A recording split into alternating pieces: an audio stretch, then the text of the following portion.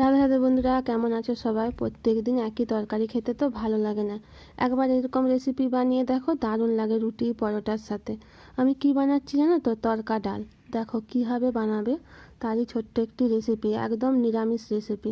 প্রথমে কড়াইতে 2 চামচ তেল দিলাম, তারপর দিয়ে দিলাম একটি গোটা শুকনো লঙ্কা আর অল্প পরিমাণে 5 ফোড়ন দিয়ে ভালো করে নেড়ে নিলাম।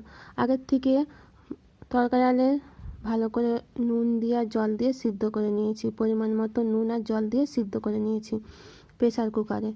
তারপরে আমি দেখো এদিকে 5 ফোড়ন আর শুকনো লঙ্কাটা ভালো ভাজা হয়ে গেছে। তারপর দিয়ে দিলাম কাশ্মীরি লঙ্কা।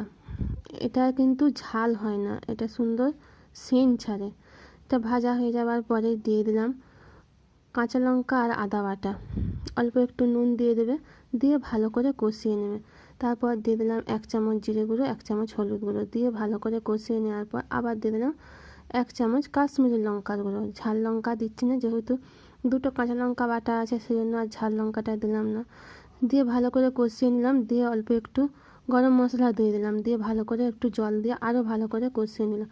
কষানোর পরে দেখো আমি দিয়ে দিলাম সেই সিদ্ধ করা তড়কা ডালটা, দিয়ে ভালো করে নেড়ে চেড়ে কষিয়ে আবার দিয়ে দিলাম তড়কা ডালের মশলা, দিয়ে আর একটু ভালো করে কষিয়ে নিলাম। দিয়ে দিলাম চিনি, 2 থেকে 3 চামচ চিনি দিয়ে ভালো করে ফুটিয়ে নিলেই আমাদের তৈরি হয়ে গেল তড়কা ডাল। রুটি পরোটার সাথে দারুণ লাগে, দারুণ। একবার ঘরে এটি ট্রাই করে দেখো, দারুণ লাগে খেতে। রাধে রাধে, জয় শ্রীকৃষ্ণ। আমার ভিডিওটা ভালো লাগলে লাইক কমেন্ট শেয়ার করতে ভুলো না। রাধে রাধে।